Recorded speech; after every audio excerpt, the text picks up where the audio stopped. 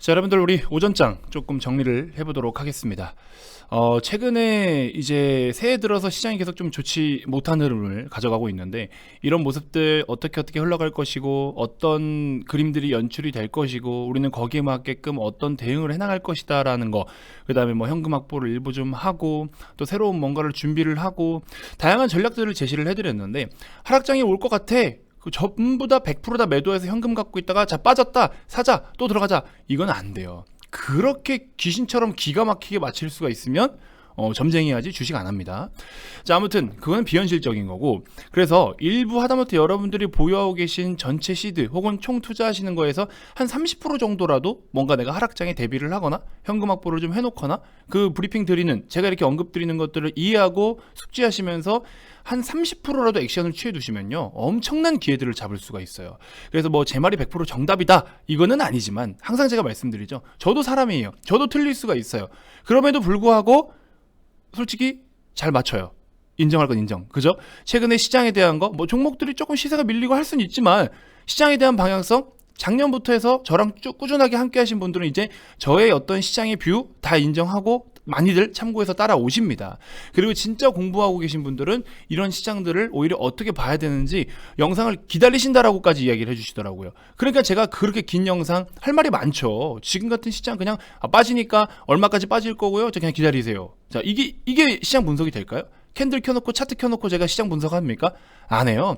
지금 시장이 이러이러하고 코스피는 현재 어떤 위치고 코스닥은 어떤 위치인데, 현재 시장에서 이슈가 되고 있는 것은 어떠한 것이며 이렇게 움직일 것이다라고 논리적으로 근거 있게 설명을 드리지, 차트만 펴놓고서 자 코스피가 여기서 얼마를 뭐 지지를 못하면은 어떻게 빠지니까 얼마까지 빠질 수 있다. 근데 그 가격이 딱 맞아떨어지면 와 전문가님 대박, 와 이거 어떻게 저 가격을 맞춰요? 또 이래요. 그 무슨 의미가 있어요? 얼마까지 빠지는 게 물론 중요하죠. 얼마까지 빠질 것 같고 어떻게 움직일 것 같다라는 걸 예측을 해서 거기에 맞게끔 우리가 준비를 하는 것도 물론 중요는 한데, 전문가로서 박수 받는 일이 과연 자 내가 저기까지 떨어진다라고 했죠? 찍고 올라오죠? 이게 과연 중요할 거냐 이거죠. 근데 그 수치를 이야기를 할 때 근거가 있고 논리 있게 저 가격 정도까지 올 수밖에 없는 여러 가지 데이터들과 이유가 있다라고 해서 그 가격이 맞아 떨어지면은 그거는 물론 박수 받아야 될 일인 건 맞아요. 아무튼 불필요한 얘기가 좀 있었지만, 굉장히 시장을 볼 때 여러분들 그러니까 단순하게 볼 수 있는 게 아니라는 거예요. 이 시장을 예측한다라는 거는 사실 인간의 영역 밖입니다, 솔직히 말씀드리면. 근데 현재 당장에 놓여진 상황 속에서 우리가 어느 정도는 그래도 가이드를 좀 잡을 수가 있어요. 거기에 맞게끔만 우리가 대응을 하고 준비를 해나가자라는 거죠. 무슨 말인지 알겠죠? 자, 일단 현재 녹화 시간 기준으로 했을 때 10시 20분. 지금 코스피 0.6%대 하락, 코스닥 1.7%대 하락인데, 어제도 우리나라 시장 많이 빠졌어요. 어제의 하락이 어느 정도 지금 현재 최근에 이제 어제 미국 시장 그렇게 큰 폭으로 하락을 보이는 것들을 어느 정도 우리나라에서는 선반영을 하고 있었다. 그리고 나서 이제 또 두드려 맞기 시작하는 건데, 제가 봤을 때 이 하락 저는 오히려 기회로 활용할 수 있는 충분한 시간들이다라고 제가 여러분들께 계속 브리핑을 드리고 있죠. 거기에 대한 내용을 몇 가지 더 추가적으로 말씀을 드려볼게요. 자, 공부하시는 분들한테는 도움이 좀 많이 되실 것 같아요. 자, 몇 가지를 제가 적어봤습니다. 여러분들은 지금 이 위기라고 생각하는 이 지금 현재 이런 컨디션, 이런 시장 컨디션을 기회로 전환하는 대응을 갖다가 실시간으로 저랑 같이 경험을 하시면서 라이브로 체험을 하고 계신 거예요, 지금. 무슨 말인지 알겠죠? 정말 위기면 위기라고 말씀드리고 제가 욕 한 바가지 먹고 같이 그냥 잠깐 손절하고 한 발 물러서 있을 거예요.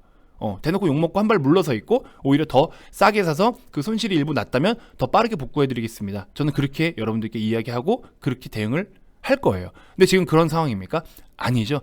그런 대폭락이 나올 수도 있는 시장이 사실상 아닐 뿐더러, 이러한 시장을 정확히 인지하고 계신다라고 한다면 여러분들은 너무나 좋은 기회로 활용할 수가 있다.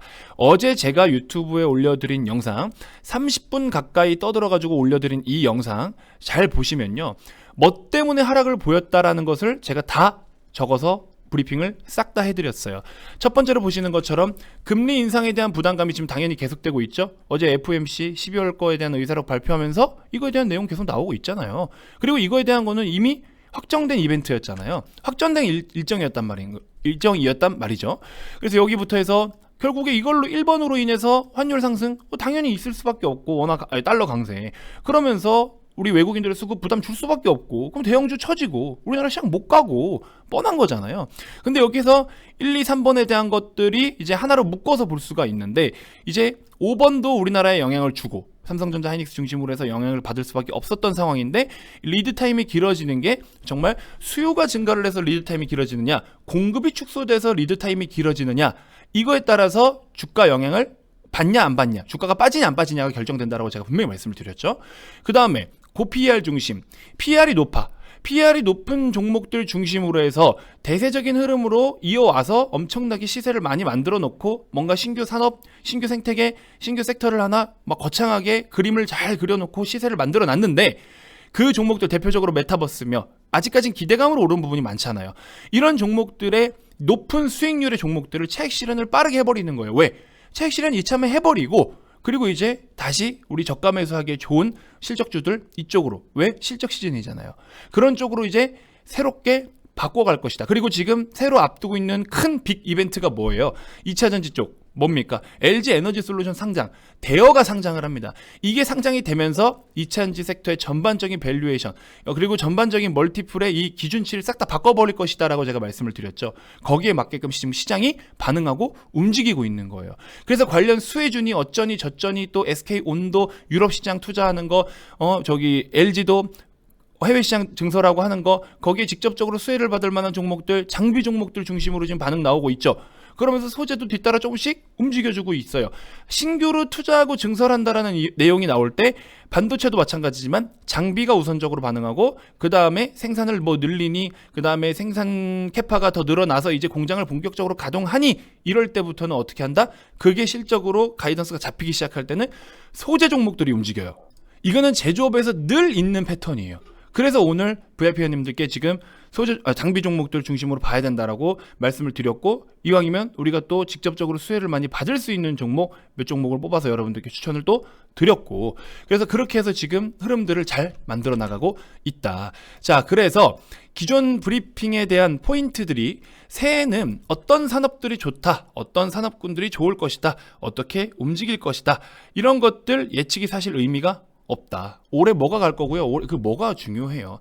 올해에 대한 1년치를 다 때려 맞출 수 있으면 당장에 지금 내일 뭐가 갈지 맞출 수도 있는 거 아니겠습니까? 그럼 내일 갈 것만 사드리면 되는 거잖아요. 뭐 1년치 뭐가 어쩌고 저쩌고, 그 중간에 지금은 경기 흐름에 대한 변곡점에 놓여 있잖아요. 금리가 초저금리, 제로금리에서 이제 금리를 본격적으로 올리기 시작한다라는 거는 경기 흐름과 경제 사이클의 변곡점에 놓여져 있다라는 건데, 그 변곡점에서는 너무나 많은 변화들이 나타나요. 근데 그걸 갖다가 지금 우리가 예측을 한다? 의미가 없어요. 예측해서 또 맞추면, 자, 이거를 예측해서 맞춘 대단한 사람이다. 그러면서 책 한 권 또 내겠죠? 그런 거 의미가 없다. 저는 의미가 없다라고 봅니다. 그분들을 비판하고 싶어서 그런 게 아니라, 그냥 제가 봤을 때 그런 게 의미가 없어요. 우리는 돈 벌려고 투자하고, 당장에 지금 하루 이틀 1-2% 시장 1-2% 빠지는 것도 괴롭다고 하고 앉았는데, 이번 올해에 뭐가 어떻게 될 것이다. 큰 뷰는 좋지. 근데 사실상 지금 시점에서 의미가 없다. 지금 이런 고정된 어떤 이벤트들을 통해서 일정을 말하는 거예요. 꼭 좋은 쪽의 뭐 행사 이벤트 이게 아니라 일정들을 말하는 겁니다. 이런 고정된, 이미 발표된, 반드시 거치게 될 이런 일정들을 토대로 해서 시장에 변화를 줄 것에만 우리가 초점을 두고 분석하고 공부하고 준비하는 게 더 효율적이지, 올해 뭐가 갈 거다? 죄송하지만 여러분들, 오늘 당장 빠지고 내일 빠지고 이거 못 버티잖아요. 카카오 지금 10만 원 아슬아슬해요. 이거 못 버티잖아요 지금. 이것도 못 버티는데 뭐 1년이 어쩌고 저쩌고 의미가 있어요? 의미가 없다. 그러니까 저는 여러분들이 현실적인 초점, 여러분들이 같이 공감하고 여러분들이 진짜로 지금 시장을 바라보고 있는 그 시선과 시각에 맞게끔 저도 분석을 해서 여러분들께 요점들을 짚어드리는 거잖아요. 그죠? 자, 아무튼 그래서 결국에 최대 키워드가 뭐예요? 금리 인상이에요.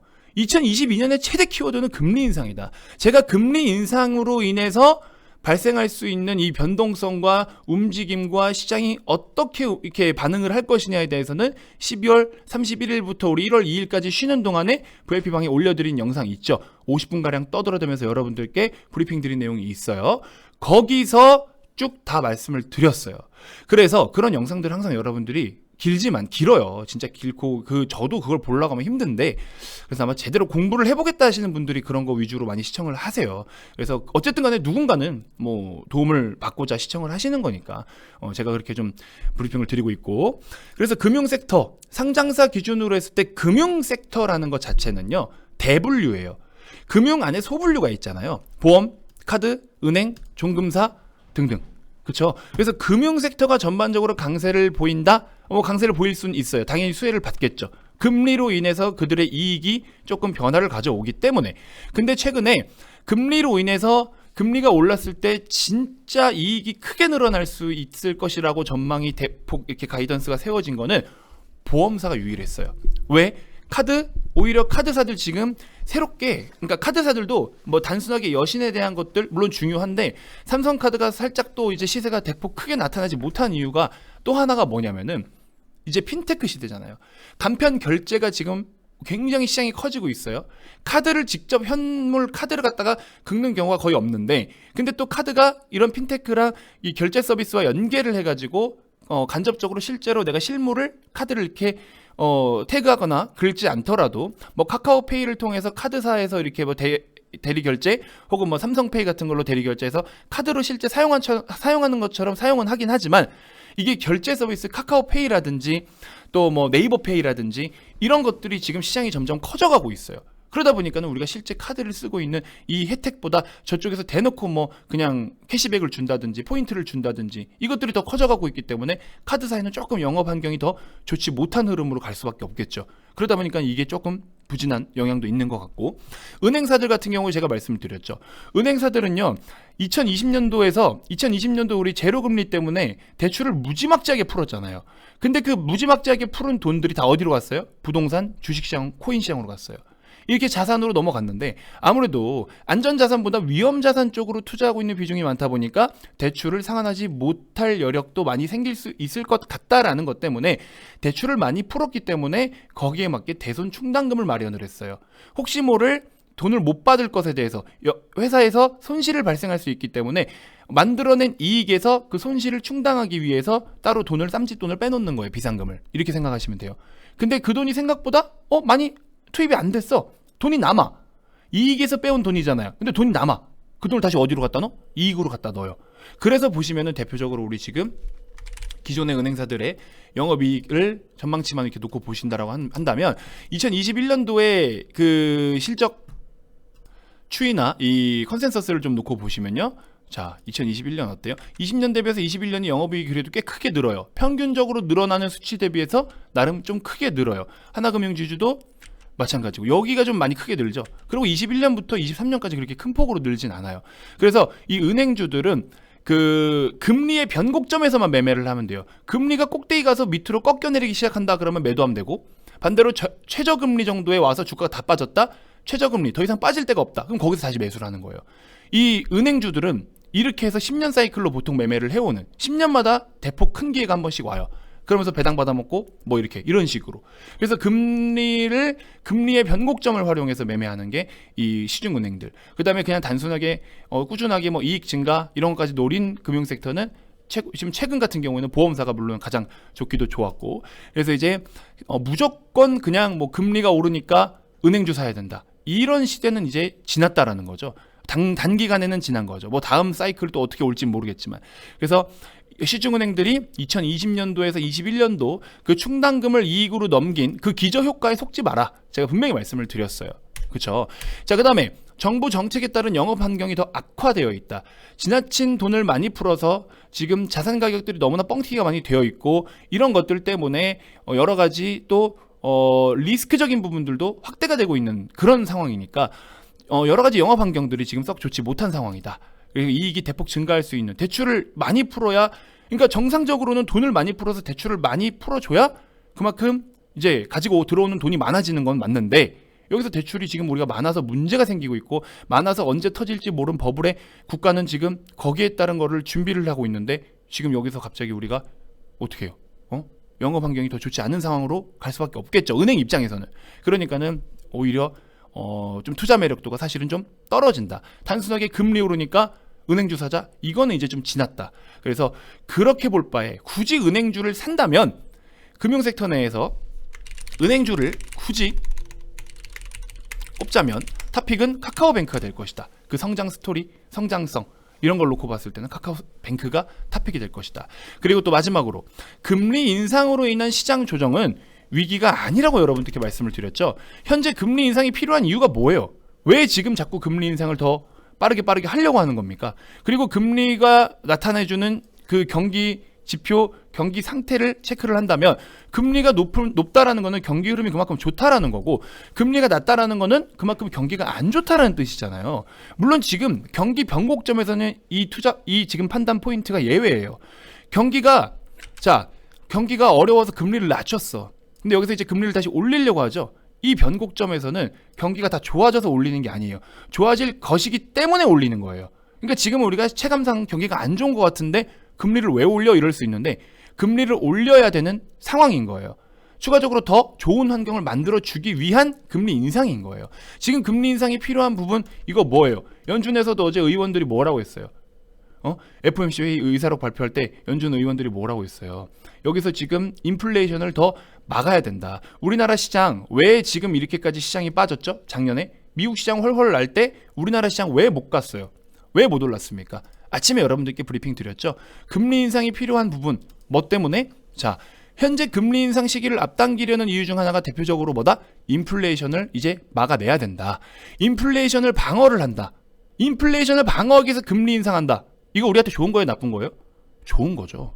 왜? 국내 시장 왜 빠졌어요, 작년에? 2022년도 작년 기준으로 했을 때 내년, 그러니까 올해 2022년도에 상장 기업들이 수출은 여전히 좋아요. 왜? 가격이 그만큼 많이 올랐기 때문에, 원가가 올라서 판가를 높였기 때문에 똑같은 물량을 팔아도 이미 단가가 높아져서 수출 기준으로 했을 때는 금액이 커질 수밖에 없겠죠. 수출 매출 기준으로 했을 때는 금액이 커지죠. 그러니까 수출이 역대급 좋은 수치다 자꾸 이야기하는 게 이런 것 때문이에요. 인플레이션 영향을 받아요. 근데 매출은 늘어나는데 이익은 점점 감소가 돼. 왜? 원가 부담이 너무 크다. 무슨 말인지 알겠죠? 그러면 그게 뭐 때문이에요? 인플레이션 때문이잖아요. 그렇기 때문에 우리나라 시장 자꾸 이익이 줄어든다라는 것 때문에 우리나라 시장은 오히려 3천선에서 계속 못 갔어요.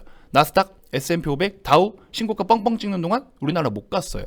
그렇기 때문에 이익이 감소될 것, 그게 뭐 때문에? 인플레이션 때문에. 근데 그 인플레이션을 지금 막는다고요. 그래서 인플레이션을 막아주겠다고. 금리 부담보다 인플레이션을 막아서 우리가 볼 수 있는 득이 더 많다고요. 그러니까 이 지금 현재 금리 인상으로 인해서 시장이 조정 나오는 거, 이건 지금 뭐예요? 당장에 물론 환율 부담, 환율이 너무 많이 올라서 수급적인 리스크, 그 다음에 기업들이 이익이 좀 축소될 수 있는 거, 수출하는 기업들이 환율이 올라서 그걸로 인해서 이익이 좀 축소될 수 있는 건 있지만, 그런 부담감들을 감수하고도 인플레이션을 잡는 게 우선이다라는 거예요, 지금. 그럼 지금 오히려 이거는 부정적인 거예요, 긍정적인 거예요? 일시적으로 이걸로 인해서 투자 심리가 위축될 수 있고, 외국인들의 수급이, 메이저들의 수급이 잠깐 뒷걸음질 치고 있지만, 오히려 지금 이익이 폭증하고 있는 기업들은 저가 매수를 해야 돼요, 안 해야 돼요? 해야 되죠. 저는 지금 이런 관점으로 여러분들께 리딩을 도와드리고 있는 거예요. 그러니까는 지금 시세가 좀 빠지고 실적 좋은 놈들 주가 좀 빠진다고 곡소리 내고 짜증나서 주식 못 해먹겠다, 더러워서 못 해먹겠다, 이런 소리 하고 있을 시간이 있어요, 없어요? 없죠. 내 기업이 얼마나 더 이익을 낼 수 있는가, 재무제표 하나라도 더 살펴보시고 공부 한 자라도 더 하세요. 지금 그거 가지고 투정 부릴 시간이 없습니다. 굉장히 언제까지 그 초보틱한 수준에 머물러 계실 거예요. 주식 투자 계속 하실 거면 하나라도 더 알아서 내가 더 볼 줄 아는 그 능력을 키워가셔야겠죠. 그래서 제가 떠들어 대는 거잖아요. 무슨 말인지 알겠죠. 그래서 매일매일 여러분들께 드리는 이 영상을 제가 녹화하는 유튜브 포함해서 VIP방까지 마이크 앞에서 떠들고 있는 시간만 1시간이 넘어요. 매일매일 하루도 안 빠지고 1시간씩을 강의를 하는 사람이라고 저는 생각이 들어요. 이게 쉬운 일이 아니에요. 그만큼 여러분들께 알맹이 있는, 제가 2022년은 여러분들께 더 빡센 교육을 해드릴 거라고 말씀을 드렸죠. 우리 다 같이 프로페셔널하게 가자라고 말씀을 드렸죠. 그러니까는 따라오셔야겠죠. 속도를 똑같이 못 맞추더라도 한 개라도, 제가 20분 동안 떠들면 여기서 단 한 가지라도, 단 1%라도 뭔가 얻어가시면 성공하신 거예요. 그렇기 때문에 여러분들은 꾸준하게 관심 갖고, 지금 여기서 감정적으로 시간 낭비하고 감정 낭비할 시간이 없습니다. 지금 그럴 시간이 없어요. 아시겠죠? 그러니까 더 이상 그런 투정은 저는 받아주고 싶지도 않고, 그 투정을 받을 이유도 사실 없어요. 이미 열심히 하고 계신 분들과, 또 저는 제가 지금 여러분들께 더 좋은 기회를 잡아드리기 위해서 에너지 낭비를 해야지, 에너지 소모를 해야지, 뭐 투정 부리는 거 가지고 아이고 괜찮습니다, 아이고 괜찮아요 님, 걱정하지 마시고요, 전 이럴 시간도 없고 올해는 더욱더 그렇게 하지 않을 거예요. 이미 저랑 같이 이런 시각에 대한 방향성이 맞아떨어지고 저랑 같이 이렇게 공부하고 계신 분들이 더 많아요. 그분들을 위해서 저는 더 좋은 정보들로 한마디라도 더 떠들어서 여러분들께 더 좋은 정보를 드리는 게 제 일이지, 저는 여러분들을 달래드리고 이런 거는 이제 지났어요. 그런 시기는 지났다. 아시겠죠? 그만큼 여러분들이 한층 더 성장하는 모습을 보여주시면 됩니다. 이 투자 판단에 있어서. 아시겠죠? 자, 말씀드리는 도중에 3표 시멘트, 자, 아직도 상승형 돌림, 뭐 그림이 딱 보이죠? 이제 저랑 공부하시는 분들은 이 그림이 보인단 말이야. 이게 왜 좋은지 이제 눈에 보인다니까요. 무슨 말인지 알겠죠? KCC 어제 이어서 오늘 소개해드렸죠? 매수 단가 잘 왔고 충분히 매수할 수 있었고 수익권 바로 올라오죠. 한 4%대 수익 지금 나타나고 있죠. 추가적으로 더 보시면 됩니다. 속이 꽉 찬 종목. 그 다음에 코리아 서킷, 이 좀비 같은 놈, 그죠? 좀비인지 오뚜기인지는 모르겠어요. 어쨌든 넘어지면 일어나고 때려도 일어나고 두드러 맞아도 일어나요. 굉장한 놈이죠. 근데 중요한 건 뭐다? 자꾸 팔고 싶어서. 중요한 건 뭐예요? 여러분들이 산 매수가 안 와요. 못 옵니다. 여기 올 거면 얘가 망해야 와요. 여기 못 와요. 무슨 말인지 알겠죠? 저는 이거 테마로 본 게 아니잖아요. 이 녀석의 실적 성장세를 보고 들어간 거기 때문에 그 성장이 꺾이는 게 아닌 이상 이 가격 절대 못 와요. 그러니까 여러분들 팔고 싶을 때마다 내 매수가가 얼마지? 이 가격이 절대 못 올 텐데. 이 가격 다시는 못 주어요.